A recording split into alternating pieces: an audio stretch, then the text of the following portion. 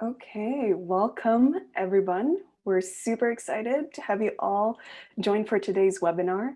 We'll begin shortly as everybody trickle in, but in the meantime, add where you're actually calling from and which city or state or even country from around the globe. We'd love to hear from who is in this call, and we'll start very soon. Thank you.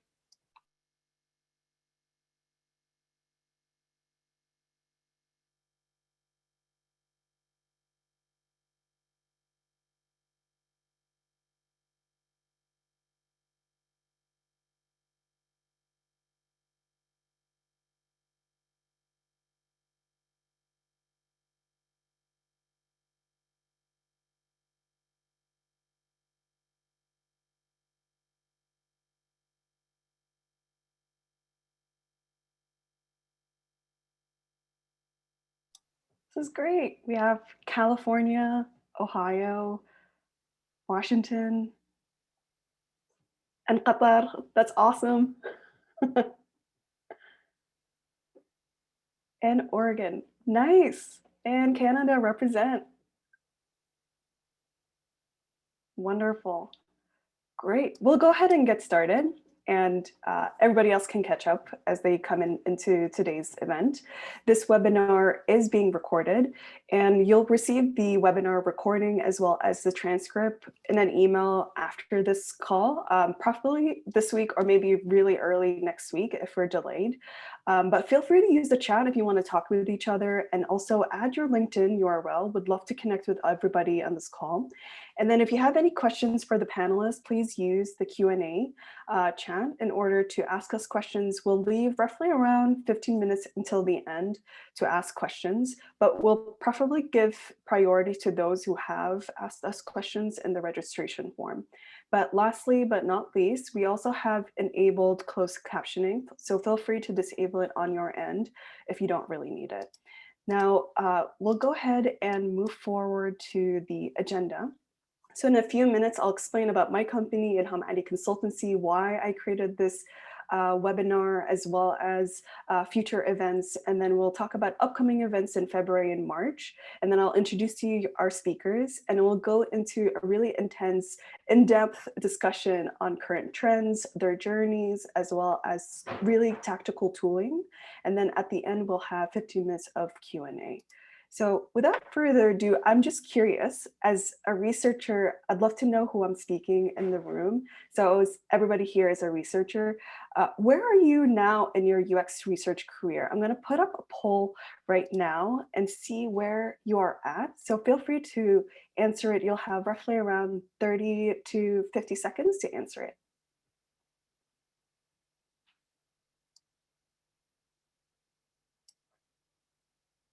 This is awesome. Okay, and we'll share, of course. That's as a cadence as researchers.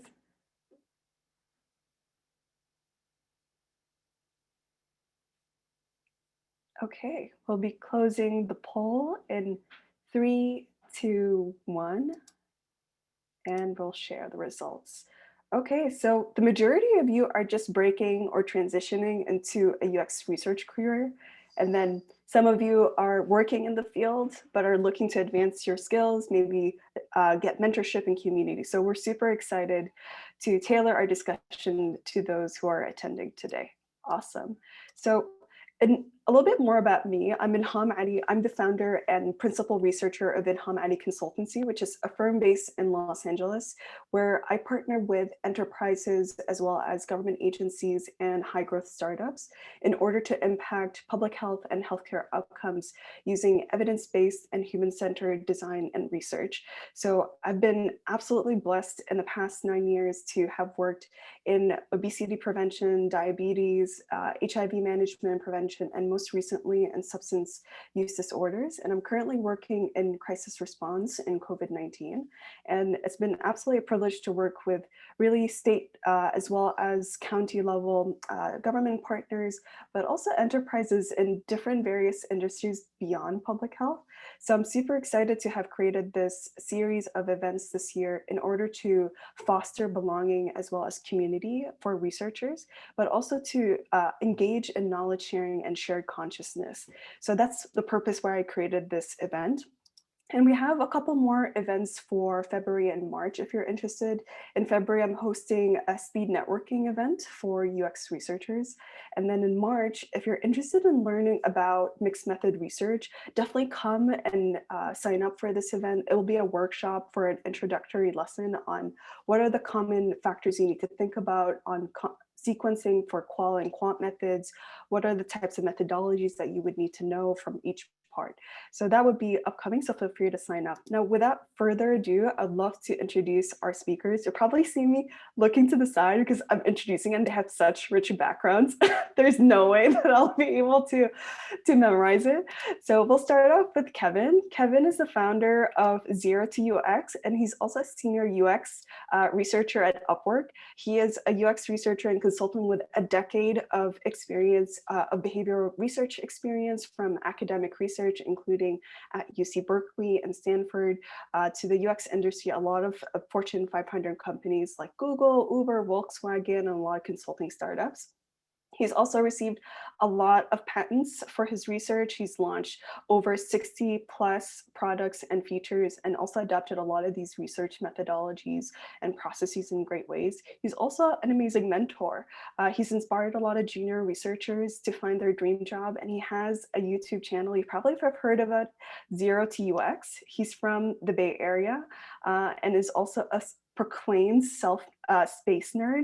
His claim to fame is that he predicted Pluto's demotion as a planet when he was just 8 years old. That's awesome. And to also introduce Eileen. Eileen is a user researcher, strategic designer, and foresight strategist based also in the Bay Area. She's worked in a lot of roles in her career, including she was a co-founder of innovation consultancy org Innovation in New York. She was also the senior foresight and innovation strategist at Toyota North America. And also she was a senior strategic designer at BCG Digital Venture, and was also the first user researcher at San Francisco-based startup called Rightso. Her clients are a lot, from governments, private entities, humanitarian aid, education, and even nonprofits like the United Nations, Hong Kong Institute for Design Knowledge, and also LA-based startup Clutter. She's worked a lot in terms of strategic foresight, so she really brings that experience in scenario planning sessions with a lot of leadership groups, and it's pretty awesome. She's right now working in freelance, helping clients really position their ventures while supporting them with existing products. And then next week, she'll also be starting in a new role as a senior user researcher at Wells Fargo. Super exciting. In her free time, she is learning how to cook in a way that's not embarrassing for others, and is currently showing a 20% success rate. So super cool. Okay, so let's get started and get to the meat. How did you get into UXR? I'm super excited to learn not just about your background, but also your career path. And I would love to start first with you, Eileen. You come from a very traditional art, but also design background. So can you walk me through how you got to where you are today? Yeah, so I'd say I got into UXR just in general, like because I'm a curious person. I know that some people are very passionate about a specific field or industry, but I'm pretty industry agnostic. I'm truly interested in people and what makes them tick, and can even be curious about like super boring people. Like, why are you so boring? Like, what makes you so boring? Like, this is amazing. So curiosity is really the main driver when it comes to pretty much all the work that I do. The way I got into UX research was mostly going to school for it, spoiler alert. And then while I was there, I was kind of just brainwashed into thinking this way. So I have a degree in quantitative economics. And then I was like, okay, I'm actually going to ditch this field. So then I went into Parsons New School for Design, where I got another degree in strategic design management. Mm. And so it was there that I learned about courses and user research. And Mm. even though it was like more of a business degree, it really helped me gain the skills to set up like the rest of my career. Wow, that's so awesome. And I know, Kevin, you bring a different contrast since you come from a non-traditional background, you're self-taught. And I'm interested to learn what drove you to do the current work that you do every day and how you got into your field. Yeah, thank you, and for the great introduction.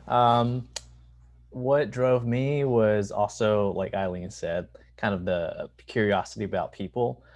As a space nerd, I've always loved space, but the thing is, you can predict how long it takes something to go inside a black hole. You can predict how where an asteroid will appear in a billion years, but I can't predict what I want for dinner tonight, or what you want for dinner tonight, or how you're going to feel in 5 minutes. The brain, to me, the human brain, it's so uh, that's the most complex thing in the universe, in my opinion. And Mm, just understanding people, and just listening to how people think different perspectives, that's what drives me to do research and behavior research and user research. So yeah, that's what drives me. And non-traditional background, I feel like that's a lot of folks. But yeah, my background was in biology, or at least my degree was in biology psychology. um, and that is still along the lines of learning about people and humans. So very tangential, but yeah, I was self-taught uh, because I didn't want to do biology anymore. yeah. So took all the classes on my own and worked on projects to transition into UX research. Yeah. And it's pretty interesting. We're all driven by the human element and the human condition. And I know a lot of us are driven to go to other fields that does the same thing, whether it's becoming a therapist or a counselor that just wants us to help people. And there's a common question with when I work with students, it's like, what does a typical day look like in your work? And I know for me working right now in crisis response and emergency preparedness, it's pretty different. Every day is not really typical. One day I might be doing UX research on vaccine hesitancy. Another day I'm actually assembling a team to figure out what does health communication look like for brown and black communities. So I'm curious, at least from your experience, Kevin, what does a day of now looks like in your current role? Yeah, great question. A day in the life of a researcher. So, a lot of it is planning and talking to stakeholders, being in meetings, understanding what is it we need to get done, prioritizing projects, because there's always requests for research. So a lot of conversations is juggling projects, herding cats, as the term is. So but yeah, some days I'll be planning. Some days I have a lot of meetings. Some days I'll have research sessions with actual participants. And depending on where you're at, that could be part of your work, recruiting participants. Or if you're lucky to have a recruiting team, they'll do that for you. And you can focus on the research. And today, just now, I have been analyzing data for the past 8 hours, and hopefully I'll present that soon. So it all goes in a cycle, and at the same time, you might be juggling two, three different projects. So there's always overlap in what you're doing. Yeah. Yeah. Does that overlap with what you have been doing, Eileen? A lot of it is stakeholder management, planning, and also focusing a lot on perhaps recruiting. What does your typical day look like? Yeah, so what I found, it really depends on the company that I work for, Mm, like how set up everything is. Um, let, let's look at like my role right now with my client Clutter. A typical day might be like in the morning, I meet with the person who is like my direct contact at the company, and she'll tell me about like some question that the team has. And then it's almost like a consulting experience, like weirdly enough, where I'm like asking her things like, okay, like what's the timeline? Who's going to help me? Do they need training? What's my budget that I'm working with? What are the deliverables? That's like pretty important to get aligned there. And then scheduling like more meetings, right? Like stakeholder meetings, just to make sure that everybody's aligned and knows like what's going to go on and when to expect stuff. So a typical day might be like straight up heads down planning. It might be man, like on Monday, it was just like all of these user research interviews. So that was pretty intense. It might be a day where I'm like analyzing user research videos, maybe cleaning up transcriptions so I could like take out quotes, or making like video clips for like a compilation. Or it might be like making a presentation to communicate to all these different people, and then just trying to get down pat like all the findings from the research that I've learned. Because like when it comes to the Q&A in those presentations, usually it doesn't have to do with what I just presented about, it's something else. So I have to like really get the information down. So that's typically like what it looks like for me.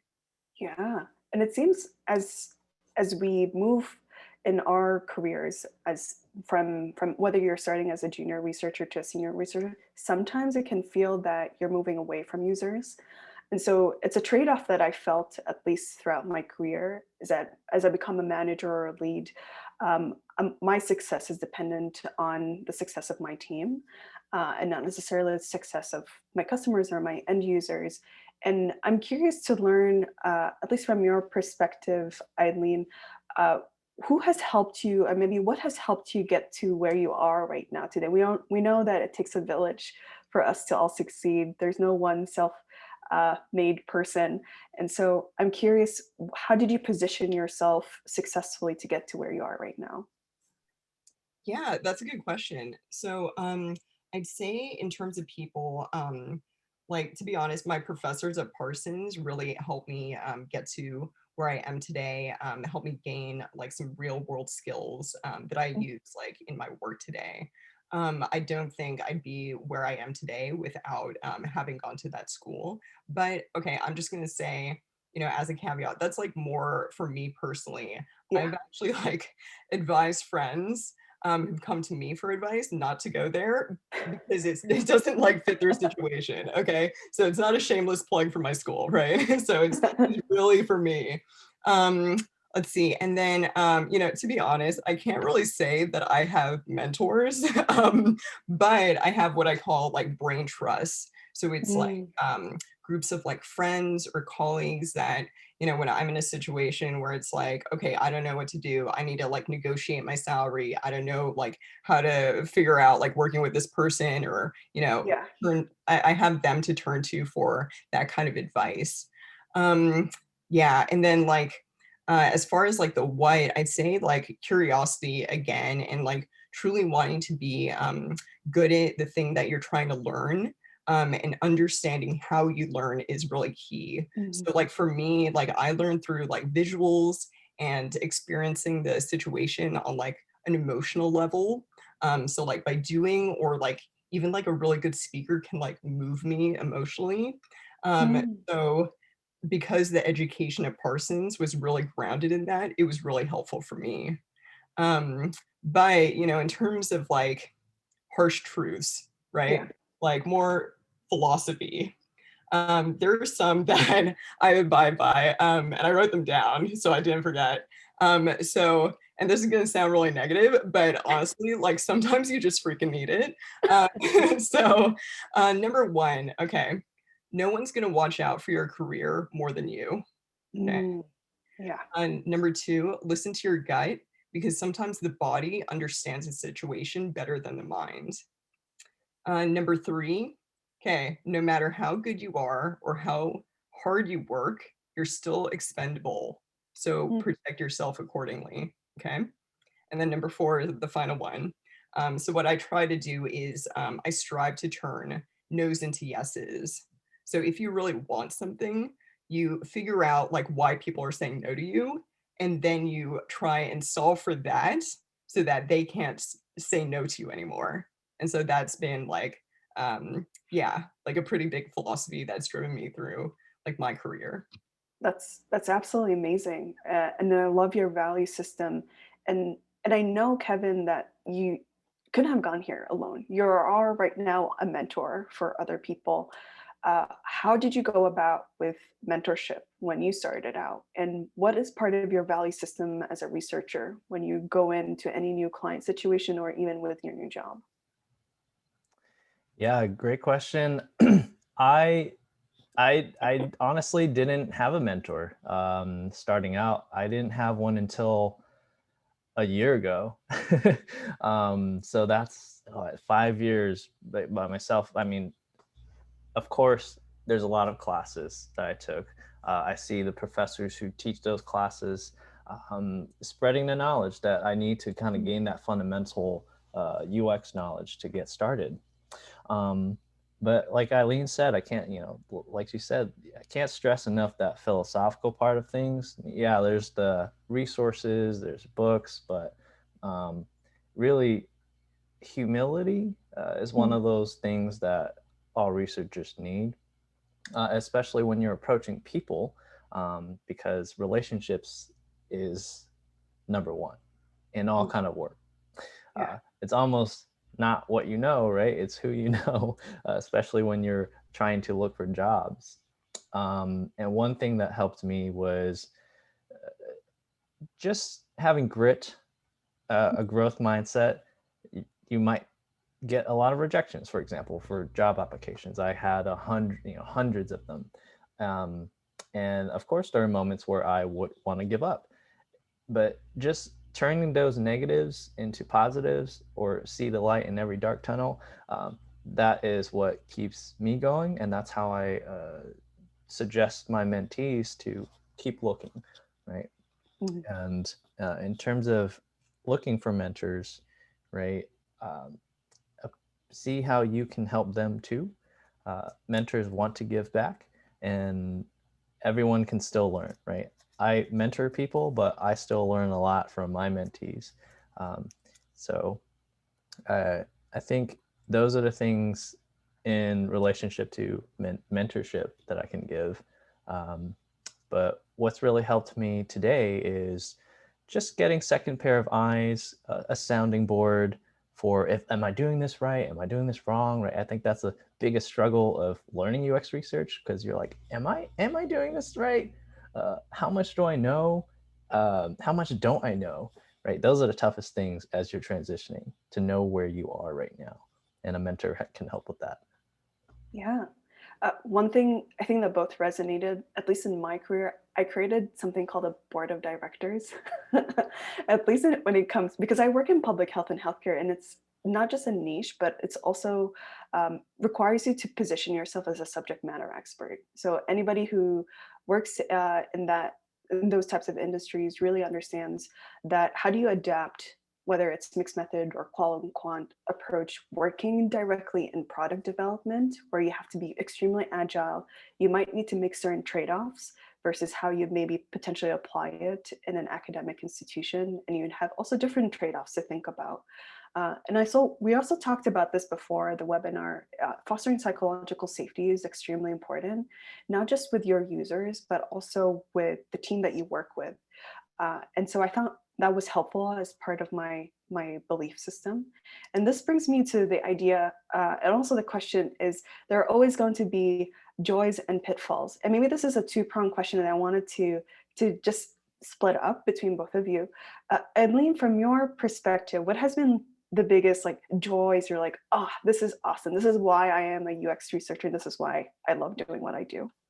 Yeah, I mean, okay, I'd say my biggest joy is seeing the impact that you've made with your work, right? Like that's where I don't know, I just gained like so much satisfaction from that, just to be honest.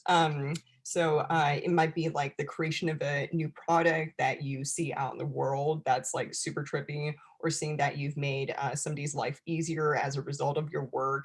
A joy for me is also being able to inspire people on my team to be interested in design research work, and then value it more highly. So I work on a lot of teams where I'm the sole researcher, and then I've got to train like anywhere from customer success managers, launch team managers, engineers, like designer, like everybody across the board, basically PMs, how to do user research or support me in it because I'm the only one.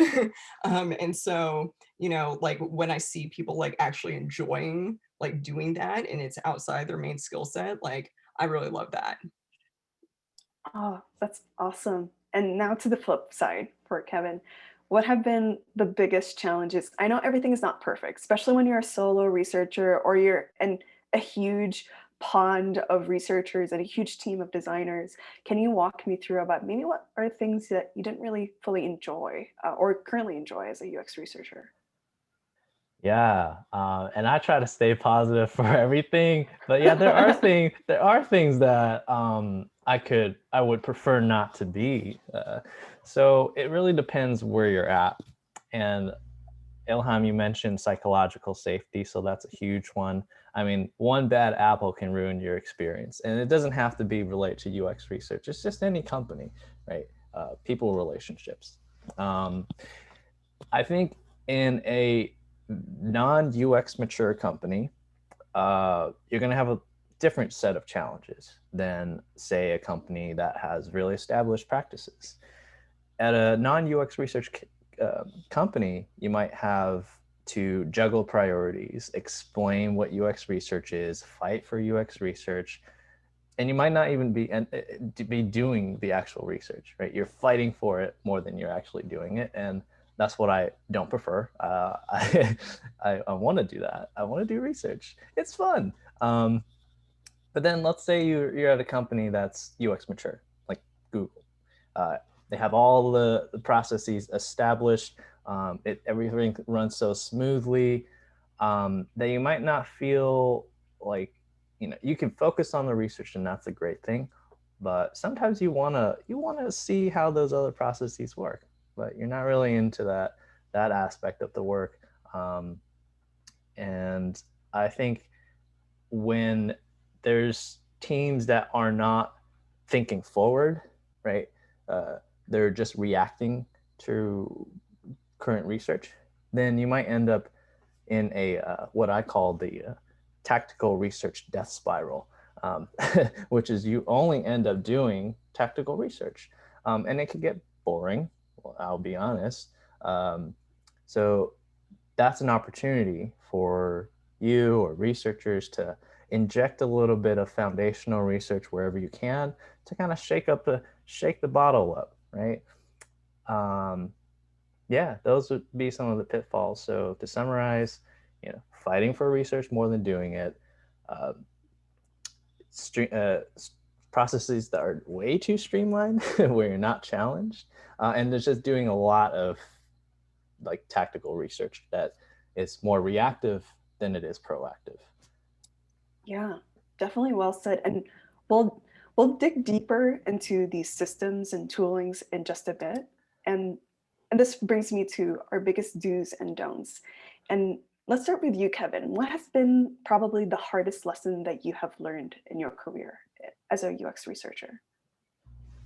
The hardest lesson that I've learned, that you could be a really good researcher. I'm not saying a really good researcher, but you could be a really good researcher. But um, if you're not involving people in your research, you're not involving your stakeholders, or you're not communicating well, um, then I learned the hard way. Right? In the past, I've gotten feedback where I was too quiet in meetings, or yeah, you have to communicate more often. So I've gotten those feedbacks before, and so learning that because I've made a mistake really um, helps me not to do it again.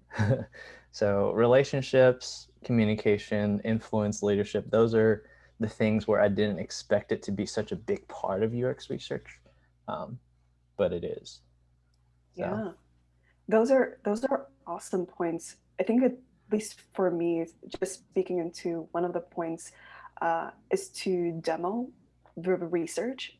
This is especially for very, very highly influential like industries, but also with stakeholders that really can't conceptualize what research looks like in practice. And I found that having those little tidbits and nuggets of, for example, if we were to provide information about like social proof, what does that actually look like in practice as part of your little nugget, just to show them? And I know, Eileen, you and I have worked in the past and we've shown that kind of work. So I'm curious, what do you wish, Eileen, you were told maybe at the start of your career that would have maybe helped you as part of like your do advice when you got into UX research? Let's see. I think the biggest thing is like communication is really key. Mm, Keeping people in the loop, but then also when you talk about the work that you do, to explain it in a way that people understand, number one, and it makes them feel comfortable with turning to you for follow-up questions. So I remember when I like first started out, I was using like crazy words like knowledge brokering and like, stuff like that like anybody who didn't have like my hella specific background, it would be like in one ear out the other. And then on top of that, they feel like embarrassed, like, yeah. oh, I feel like I should know. I'm Mm, gonna go along and pretend that I know and not ask what that means. And then at the end, I'll produce something and they're gonna be like, what the hell is this? So I think like what I've done like through my career, and I'm still working on it, right? I'd try to like get rid of a lot of the jargon that I've used like mm, day to day, especially working with like different stakeholders on the team. They might not know what the hell I'm talking about, but it's not like my like point is to be above them or have my ego up here. Like my goal is to get everybody to like work together and buy into the work, and exactly. be on the same page and like value it, right? So yeah, like communication is super key.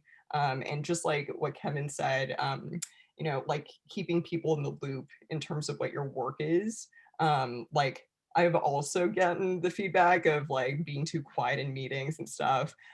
Sometimes I like look at what people do say in meetings and I'm like, that was a worthless comment. But but I think like the point is to like show that you're still engaged, Mm. right? So yeah, I think that's like where that was coming from. So I've tried to like really work on that too. And that's something that I wish I learned like earlier on. Yeah, I love this. Communication is definitely key. And now let's get a little bit tactical. We've talked a lot about our advice.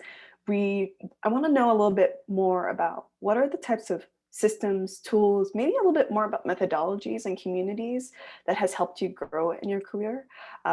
At least on my end, coming from both a quant background, but also delving deeper into mixed method, definitely working a lot with different survey methodologies, but also books have helped me. And I'm curious to know from you, Eileen, you come from a qual background. So walk me through what those tools and communities that have helped you a lot. Yeah, okay. So so I have a lot, so I'm just gonna try and blast through it. Okay. So when I was in super study mode, I was listening to podcasts, while I'm driving or like doing the dishes or something. So Mixed Methods by Ariel Cianflone is really awesome. How I Mhm. Built This by Guy Raz, and then Masters of Scale by Reid Hoffman. They're all super great for getting more of like a lay of the land kind of thing, like in terms of user research. The way I learn is through like video-based education, like Udemy and LinkedIn Learning. So Same. there's a guy named Chris Nodder who's on LinkedIn, and he teaches like a ton of user research classes there, and they have been like super helpful for me. And I think they give like a super good overview. If I don't have like a specific project and I just want to like level up, generally on techniques, I'm Yeah. gonna if I have like a ton of time, I'm gonna look at like user research job postings, and then I'll scroll down to like the required or like additional skills. And then if I don't know a word, I'm gonna look it up and like try and figure it out there. Because sometimes the problem's like you don't even know what to Google, right? Yeah. And then let's see. And then once I have a project, I kind of like ask myself, is there a better technique to use than the one that I've been thinking of? So usually I'll just Google that sort of project or maybe the technique that I think might apply there. So I'll look to like Medium articles written by other researchers. I Mm. can't name them. It's usually when I Google, they like pop up and I go through it and it's like, okay, I kind of believe you. Like, let me go with you. There's also Smashing Magazine, Norman Nielsen Group. They've been Mhm. around like forever. And then also like research vendor blogs. So like usertesting.com has some stuff. D-Scout. So yeah, that's like where I tend to look. That's awesome. I'll offer the other perspective before Kevin brings it home into the holistic qual and quant. From quant, definitely get to know your methods based on the industry, because I got into healthcare and public health. We use R a lot.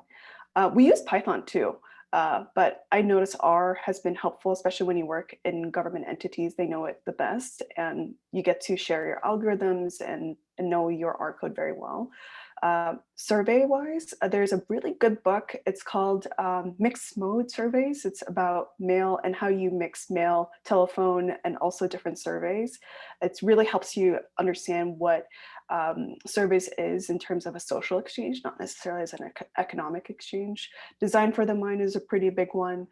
Surround yourself with communities that really can talk evidence-based research. I love Data Camp a lot. It's one. And I'm gonna ask you, Kevin, what are those types of skills or tools that you found helpful? Yes. And just hearing all these resources is amazing. I hope you all type that down. I think the difficult part when I was teaching myself was because there were so many resources out there. I was like, what should I look at? How much should I know? So I went on Medium, uxmatters.com, Neil Sir Norman, of course, their Usability Geek, uh, and just classes, Udemy, Coursera. So a lot of those resources I started off with, and I would definitely try to as you're transitioning or starting off as a UX researcher, I would focus on the fundamentals, because there are so many new skills, new trends, new terms that you can get quite lost, and you might not be able to if you don't have the fundamentals and you're learning these new trends, uh, it's hard to get the foundation right. So focus on those first. And what helped me were, just classes, reading scientific papers from Google Scholar.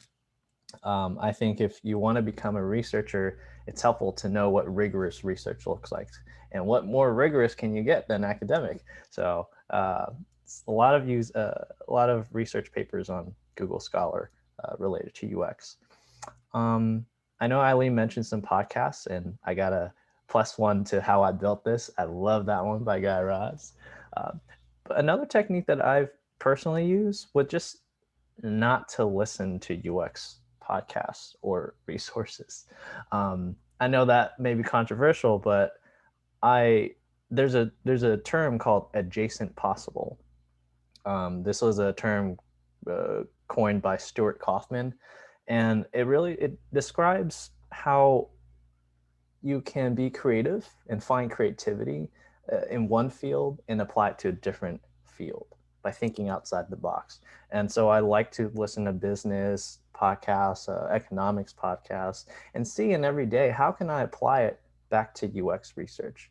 Or how can I apply that concept or psychology in UX? So besides thinking of fundamentals, think of something you're interested and try to apply that back to UX. I love that. This is wonderful. Thank you for you both. And I might skip this specific question and wait till the end at the Q&A, because I know a lot of people are excited about this question. So I'll go actually and position us on salary. This is very, very hotly debated, and I know it can be a taboo to talk about money, but I know this is extremely important. And I wanted to hear a little bit more from you, Kevin, about your philosophy about how you negotiated your salary. What are some tidbits you wanted to talk about? Yes. So I would encourage everybody to write down this guy's name. His name is Ramit Sethi, Rimit Sethi. He has a bunch of videos on career and salary negotiation. I watch them when I try to negotiate for salary. And one of the biggest tips I got for you, if you are on a call with a recruiter and you haven't gone through the process yet, do not give them a number. Always ask for their number first. If you give them a number first, you are you've dug yourself a hole, basically. So that's one tip to do. And watch the guy's video, but he'll always mention, remind them of your value, what you can bring to the table, how you can solve the problem that they're having. And another thing is called the briefcase technique. I highly recommend people, if you're looking for experience, I've actually taught a lot of my mentees to do this. Reach out to companies that you're interested in working for. Do a lot of research on possible problems that they're having, maybe news articles or what might you have user problems about. And then write a kind of a study plan pitch, like a research plan pitch for them, and say, hey, my name is blah, I'm interested in blah, and I can help you with these questions to understand your users, which would have this kind of impact. And just remind them that this is the work I can do. And since you're already giving them half the work, it's hard to say no. So that can help you in your negotiation as well. This is great. There's one resource that I wanted to point out to align with what Kevin has mentioned as well. It's called the UXRC salary. It's a salary survey that opened up last year. It's a survey of a lot of people in the United States, Canada, EU, and the UK. I highly recommend you look at it because it gives you concrete numbers about what to look for. Here's a couple of tidbits that I found very interesting in this report that I'll share in an email. One is that we found that salaries in the US are double than those in Canada, EU, and the UK. And then number two is that researchers with the most experience, interestingly, saw often the lowest salary growth from the year 2018 to 2019. So this holds across those four regions that I've mentioned. So researchers, even with more than 10 years of experience, employment experience, usually saw like a 9% dip in their earnings within 2018, 2019. But the other part that I found pretty interesting is that higher education, typically we know it correlates with higher salary in a researcher's early career, but that's not necessarily true later in their career. So I'll send over that report because I thought that was pretty interesting. And Eileen, what's your perspective on this? Like on the salary dips or negotiating? Negotiating. Oh, Or negotiating. salary dips. Salary dips suck. That's my perspective. Okay, so negotiation. All right. So there's a lot online about this topic. So I'm just going to focus on things that were like harder to figure out on my own. Okay, but like just as a fundamental rule during negotiation, remember that like what Kevin said, you're offering something of value to the company and you're looking to be compensated properly for it, right? That's the way to look at it. So when you're asking for more money, I look at my special background that's beyond the role that could bring a little bit more richness to it. So when I was starting out, I did an audit of myself. So I made a spreadsheet and I listed out all the skills that I had, what experiences I've had, and like what industry, if it was like local or international work. I even stuck in student work, right? So people, I know like people on the call are, coming from school and, getting into this like crazy pandemic and trying to look for a job. I also put my experience when I was in school on there. And then when it comes to negotiating for more money, usually you have to give a reason, right? Like why you're going to ask for more. So then I usually like refer to that spreadsheet and I could be like, that person mentioned this, boom, right there. Like, let me bring that to the table when I go to the researcher or the recruiter. There's like one other piece of advice that I got from friends where they're like highly trained in negotiation as part of their work. So say that you're looking at a full-time position at a company and you've already gotten the number from the company, right? And then now you're going to ask for more money. So what I've been told, and I don't really see this a lot like on the internet, there is such a thing as asking for too much, right? Because a company might like just look at that number, think it's just totally like not feasible to work with you, and just walk away. So keep that in mind. A 5% increase, at least for US companies, is expected, right? 10% you need a reason. So that's where you look to that spreadsheet, right? 15% you need a business case, like a solid one. So I've actually negotiated with a startup um, a like over 50, so 50 increase in my salary. The way I did that was, so when I first started talking to them, I looked at the job requirements, and the number that I was given was like according to that job, that was like more of a junior level role. But as I spoke to them, I realized what they needed was somebody in more of like a senior kind of lead position. So then I made that case and got paid that kind of levels salary there. So it's not unheard of. It's just like you really have to build a case to do that. Wow, that's super helpful. If anybody here is interested in working in the public sector, salaries are posted publicly online. Usually comes into a range, and you will most likely start at the lowest range. And it has different core levels, 1, 2, 3, and up to 12 and whatnot. So just understand that the equivalence in the public sector is not the same thing as the private sector. You could be a researcher or a research analyst in the public sector, but still do senior level research in the private sector. So it doesn't necessarily correlate. So I'd be happy to answer questions a little bit more about that. And I'm watching the time just to be respectful of everybody's time. So my last question before we open up to Q&A is about how has maybe your roles have changed during COVID, before COVID? Can you walk me through? I know there's a popular question that we've talked about in the changing landscape. It's using these remote tools that's very specific. But I also want to know a little bit more. What advice would you give to those entering UX research during COVID-19? I know a lot of those who are either transitioning or new to the industry might be at a disadvantage. This market tends to favor those who are on the medium or senior level. So can you walk me through that? And maybe Eileen, you can start us off. So, okay, I'll answer the COVID thing, and then I'm gonna answer the advice, right? Okay, so I think like in terms of COVID, like the main thing that's changed is like the inability to be on site with a research participant, or if you need to like go on site, just learn firsthand that experience. You can't do that right now.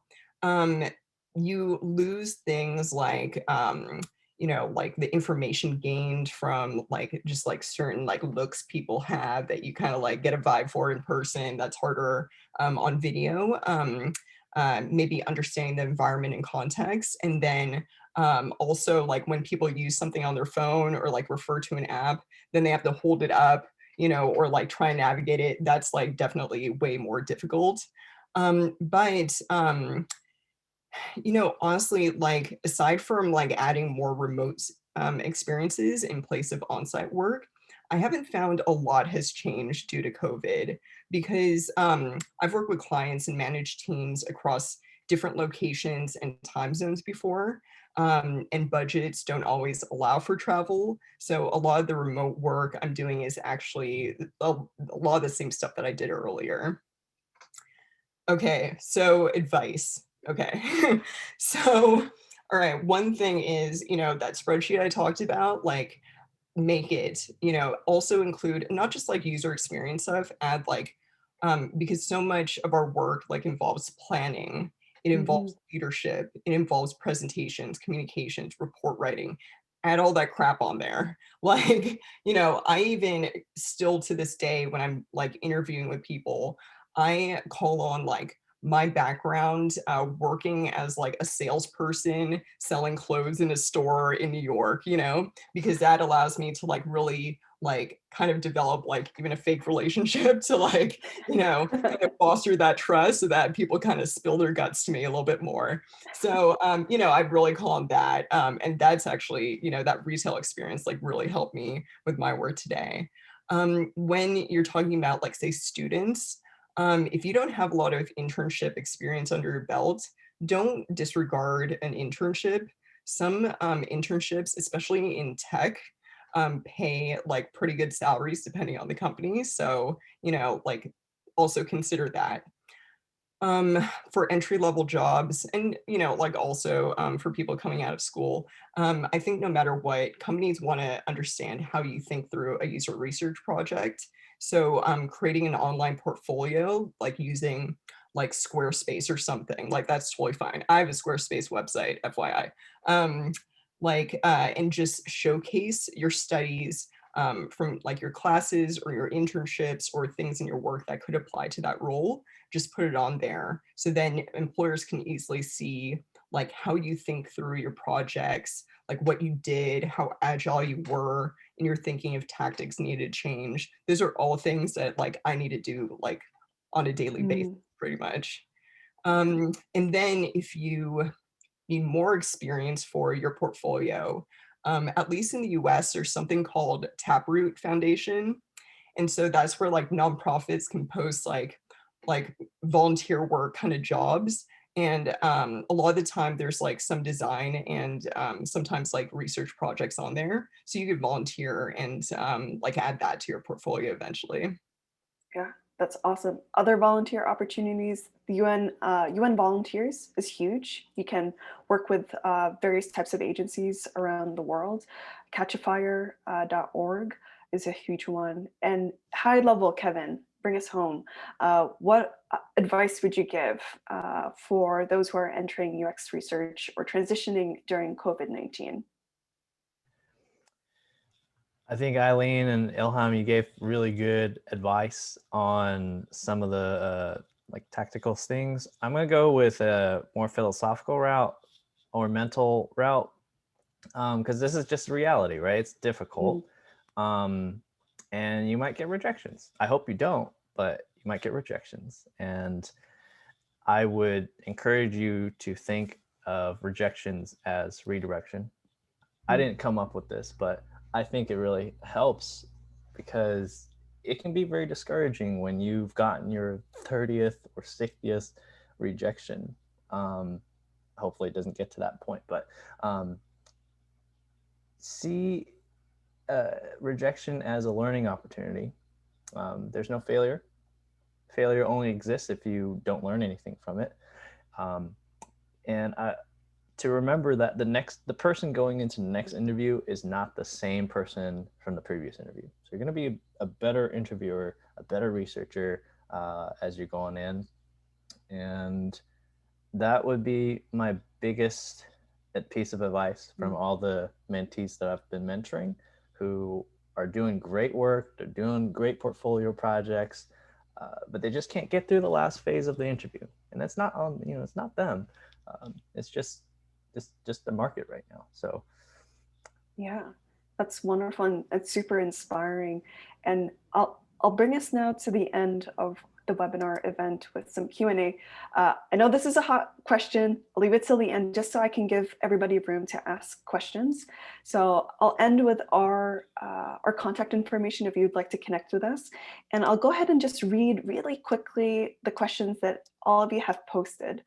So just give me 1 second. We've already talked about what we've enjoyed the most and least about our user research.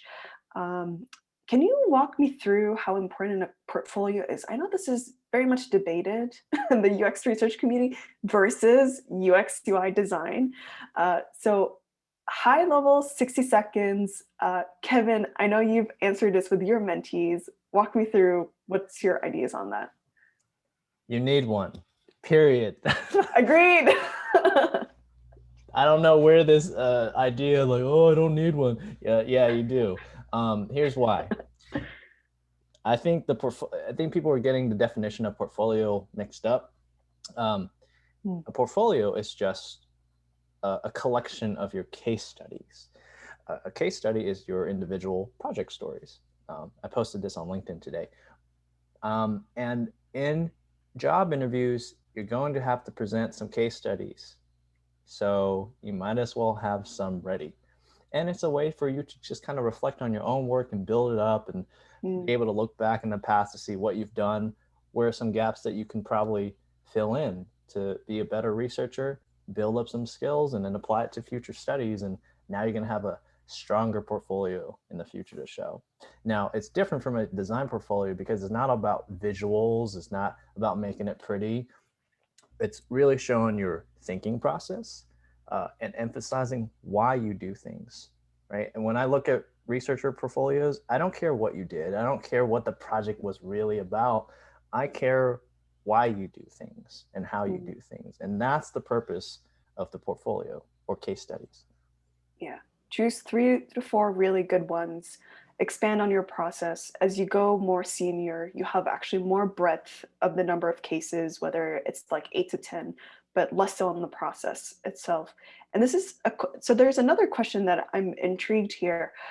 Maybe Eileen, you can talk us through this. How did you fight off imposter syndrome as a researcher?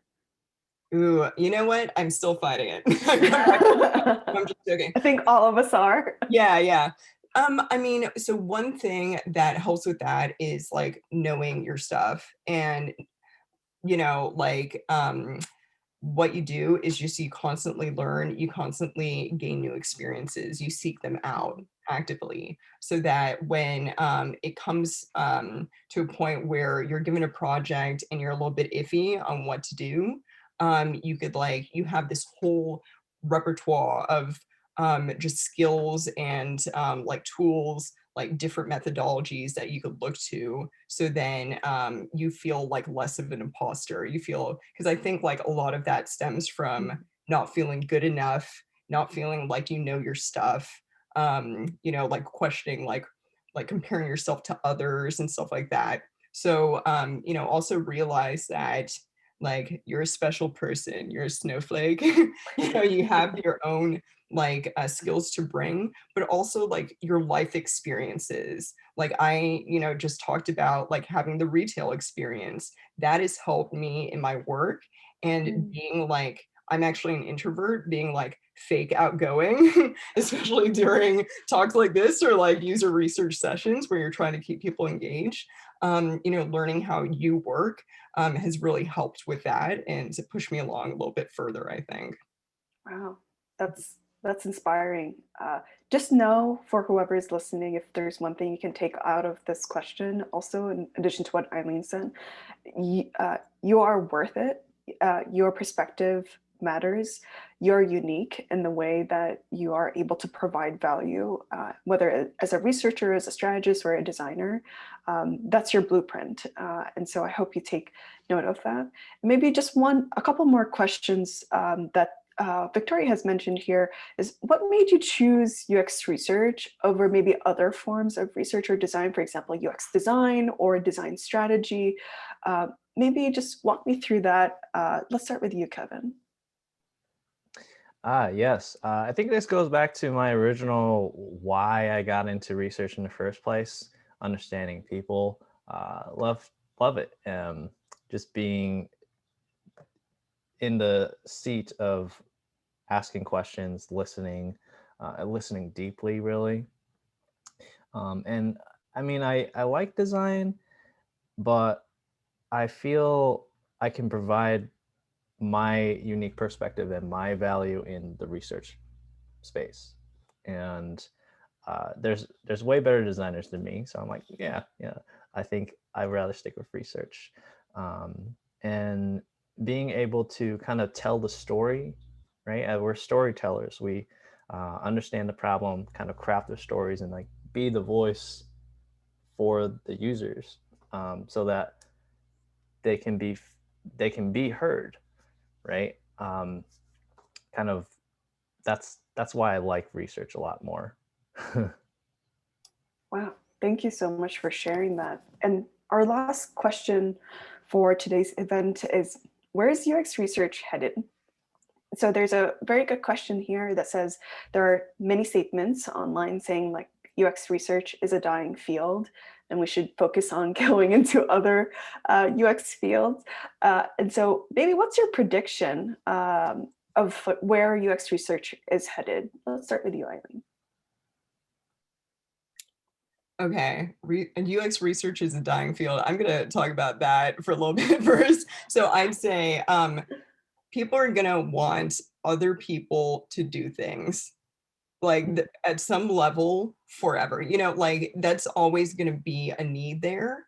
And because that's always going to be a need, then UX research is going to be worth it. It's going to exist, like user experience research, design research. Okay, where is user experience headed? Okay, I'm going to look at it from two points. One point is the fact that we're in a pandemic. A lot, like most of the work has gone remote in terms of user research.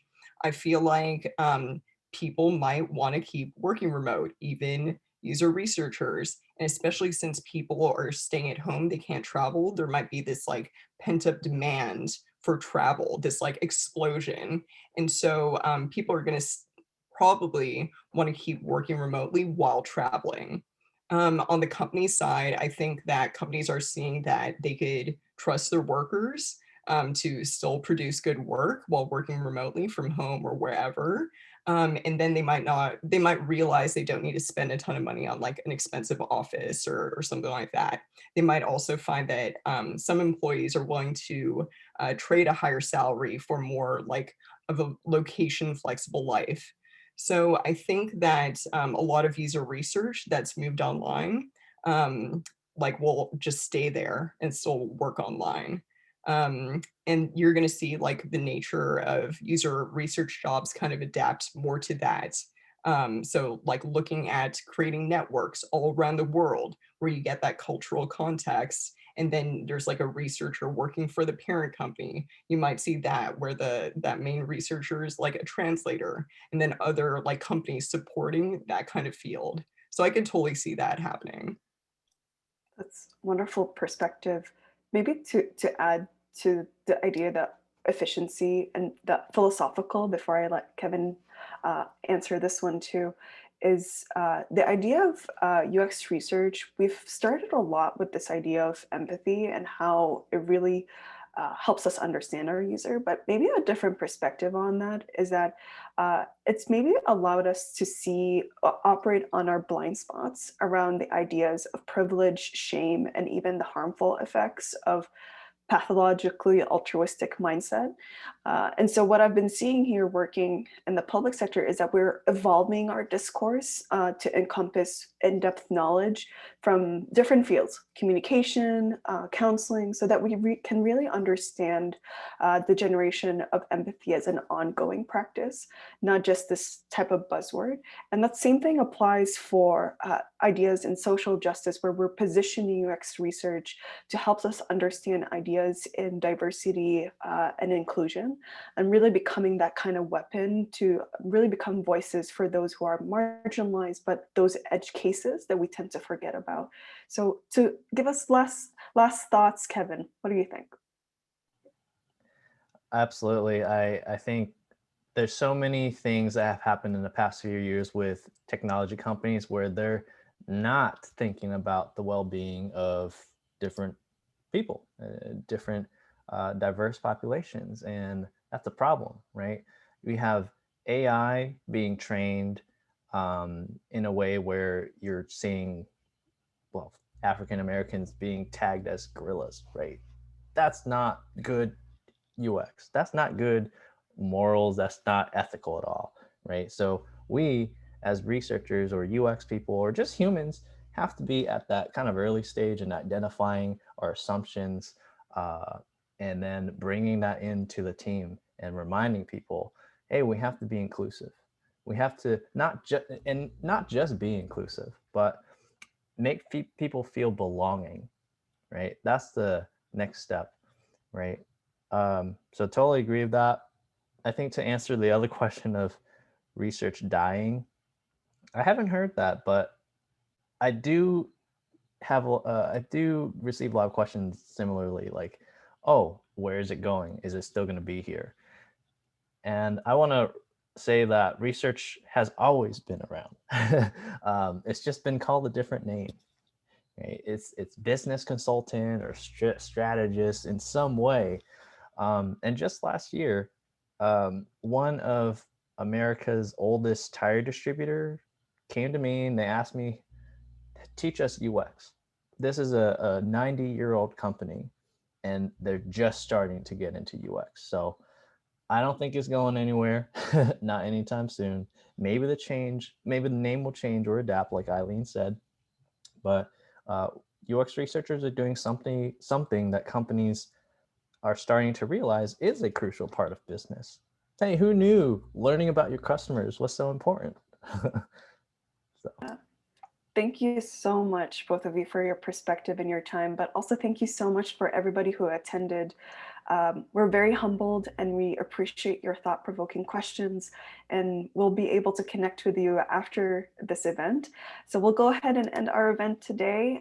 Thank you all and have a blessed evening or morning wherever you are. Thank you. Bye, everybody. Thank you. Bye.